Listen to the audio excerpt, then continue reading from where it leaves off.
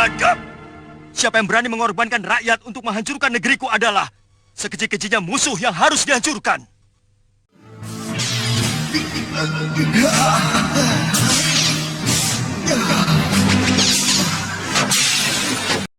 Seperti yang diceritakan di episode sebelumnya, bahwa pria mitra telah mendapat warisan ilmu rawa rontek dari Empu Darunarupa di daerah Kulon.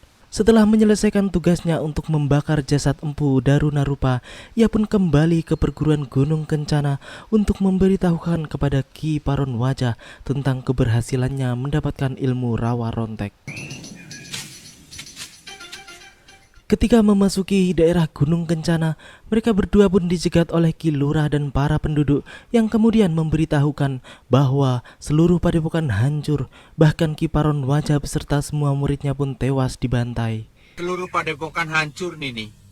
Ki Paron dan hampir seluruh murid padepokan tewas. Salah satu murid perguruan yang masih hidup pun mengatakan bahwa yang melakukan pembantaian tersebut adalah Durgandini dan Sudawirat.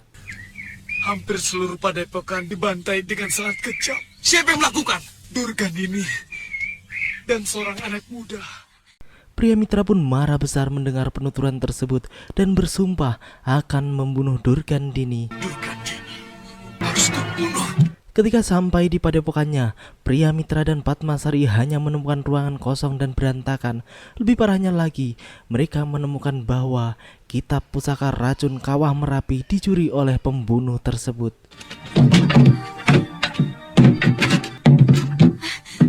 Mereka mencuri kitab ilmu racun, Kang? Ya.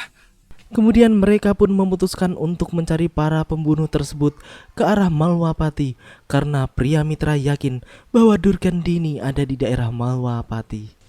Jangan Dinda. Lebih baik kita langsung ke Malwapati, karena kemungkinan besar kita akan bertemu Durgandini dan Sudawirat.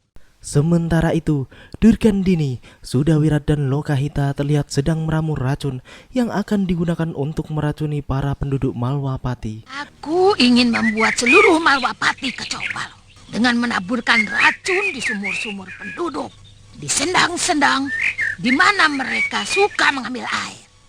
Hal ini dilakukan untuk membuat kacau Malwapati sehingga Angling Dharma dan para pengikutnya akan merasa tersiksa melihat para penduduknya mati keracunan. Dengan begitu, mereka pun akan dengan semakin mudah menghancurkan Malwapati. Beberapa hari kemudian, di beberapa desa Malwapati, banyak rakyat yang keracunan karena air mereka telah tercemar racun jahat yang bisa menewaskan banyak penduduk desa.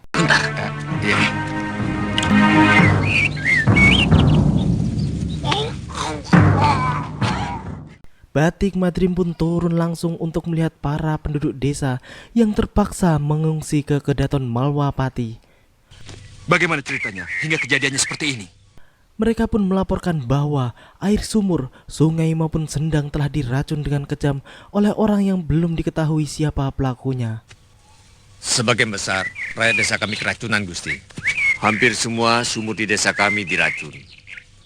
Mendengar semua ini, Batik Madrim pun mengumumkan bahwa dirinya dan Prabu Angling Dharma akan segera bertindak untuk menyelesaikan masalah tersebut.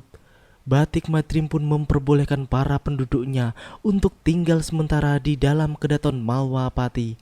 Para penduduk pun senang bukan main mendengar kebijakan yang luar biasa dari patih mereka. Tentu saja Sang Prabu Angling Dharma tidak akan membiarkan rakyatnya menderita seperti ini.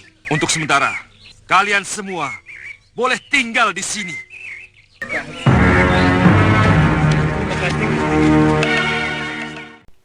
Di Malwapati, mendengar laporan dari Batik Madrim, Angling Dharma pun menjadi sangat marah dan benar-benar murka mengetahui banyak penduduknya yang mati karena keracunan air sebagai sumber kehidupan mereka. Biadab! Siapa yang berani mengorbankan rakyat untuk menghancurkan negeriku adalah sekecil-kecilnya musuh yang harus dihancurkan.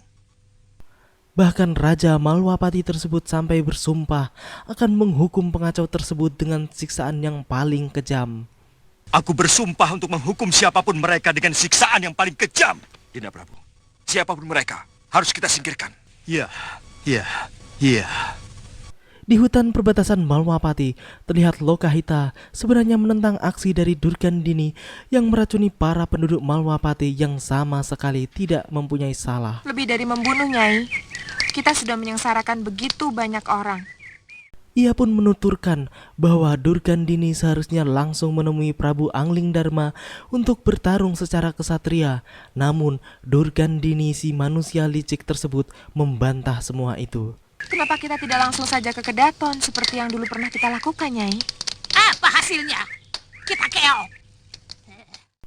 Di sisi lain, terlihat pria Mitra dan Padmasari telah sampai di tepi hutan Malwapati. Mereka pun merasa ada orang lain di sekitar tempat tersebut. Ternyata di depan mereka terdapat Durgandini dan Sudawirat, orang yang mereka cari.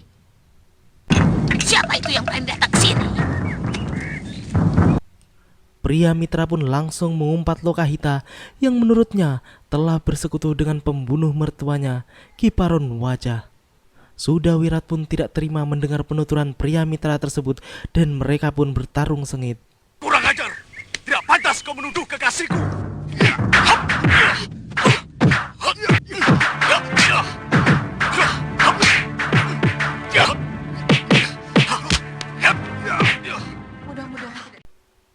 Sudawirat pun mengeluarkan pedang pusakanya dan segera membabatkannya ke tangan pria Mitra.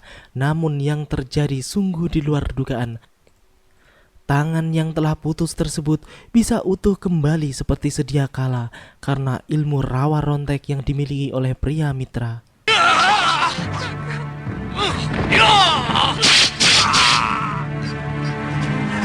Rawa rontek! Rawa rontek. Durgandini yang melihat semua itu pun malah menghina pria Mitra karena ilmu tersebut bukan bersifat membunuh seperti ajian rengka gunung. Pria Mitra pun semakin geram mendengar penuturan Durgandini tersebut. Aku menuntut balas atas kematian mertuaku. Siapa yang berani menentang keinginan Durgandini harus kuhabisi, mengerti? Di sisi lain, Suliwa dan Batik Madrim pun sampai di sekitar tempat tersebut dan mereka pun mendengar suara pertarungan di sekitar tempat tersebut. Mereka pun mencari asal suara dan melihat pria Mitra dan Durgandini yang sedang bertarung. Mereka pun bertanya-tanya mengapa musuh-musuh Malwapati tersebut bisa bertarung sendiri. Bukankah mereka sebelumnya bersekutu, Liwa? Iya, tapi yang berkaitan dengan racun. Durgandini pun murka melihat pria Mitra dengan ganas melukai Sudawirat.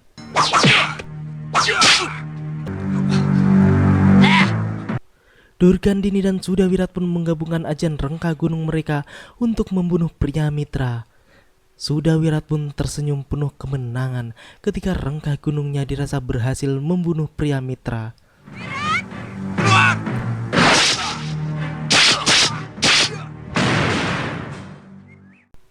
Lokahita pun marah besar melihat Sudawirat membunuh kakak kandungnya sendiri.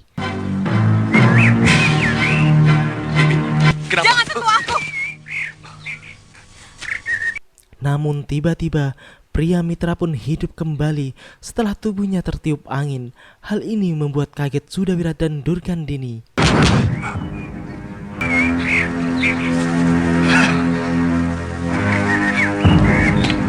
Rawa rontek! Kemudian Suliwa dan Batik Madrim pun sampai di tempat tersebut dan Suliwa pun langsung menuding pria Mitra sebagai pelaku pencemaran racun di sumur-sumur penduduk Malwapati karena hanya dialah yang berasal dari perguruan Gunung Kencana.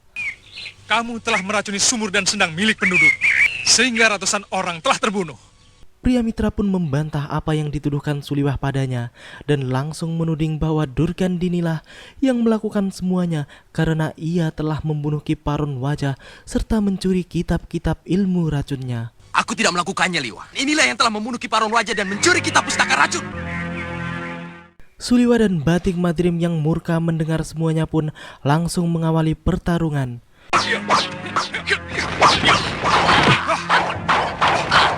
Suliwah yang menghadapi Sudawirat pun langsung mengeluarkan pedangnya dan segera menghajar Sudawirat dengan mendaratkan beberapa pukulan di tubuhnya.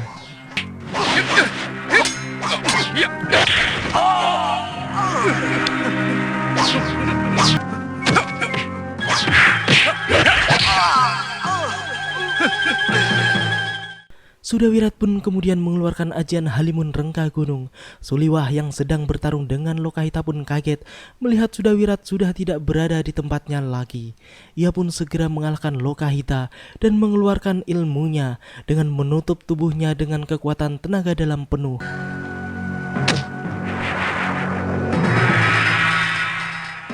Sudawirat pun mengajak gurunya untuk menggabungkan ilmu Rengka Gunungnya guna membunuh Suliwah. Dengan gabungan ilmu tersebut, akhirnya Suliwah pun terkena hantaman pukulan keji tersebut hingga tubuhnya hangus sebagian dan terluka dalam.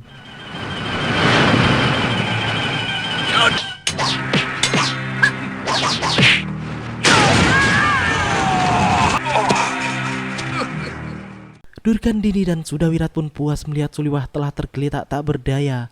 Mereka pun segera membawa kabur Lokahita yang sedang keadaan terluka. Liwah!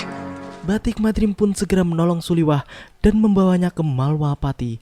Pria Mitra dan Padmasari pun juga ikut ke Malwapati. Kamu tidak mendustaiku, Pria Mitra. Bukankah selama ini kamu bersekongkol dengan Durgandini? Di Malwapati, Angling Dharma pun mendapat laporan dari Pria Mitra tentang hancurnya padepokan Gunung Kencana dan terbunuhnya Kiparon Wajah serta hilangnya kitab ilmu racun.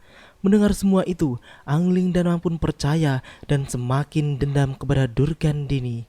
Hampir seluruh murid padepokan Gunung Kencana tewas, dan mereka pun mencuri kitab pustaka racun milik Bopo Paron Wajah. Durgandini, sampai ke ujung dunia pun akan kukejar. Kemudian Pria Mitra dan Padmasari bersedia untuk membuat penawar racun yang telah disebar Durgandini di Malwapati. Kalau diizinkan, hamba mampu membuat penawar racun, sehingga sumur-sumur dan sendang yang sudah tercemar dapat digunakan kembali, Gusti Prabu. Benar, Gusti. Kamu bisa membersihkan nama Bopomu. Besok akan kami lakukan. Semua kebutuhan kamu akan kami penuhi. Demikianlah akhir dari episode ini. Apa yang akan dilakukan oleh Angling Dharma untuk Malwapati selanjutnya, dan bagaimana dengan Suliwah yang terkena ajian Rengka Gunung. Nantikan kelanjutan kisahnya di episode yang akan datang. Terima kasih bagi teman-teman semua yang udah mau nonton. Jangan lupa subscribe dan share. Wassalamualaikum warahmatullahi wabarakatuh dan salam anak 90-an. Bopo!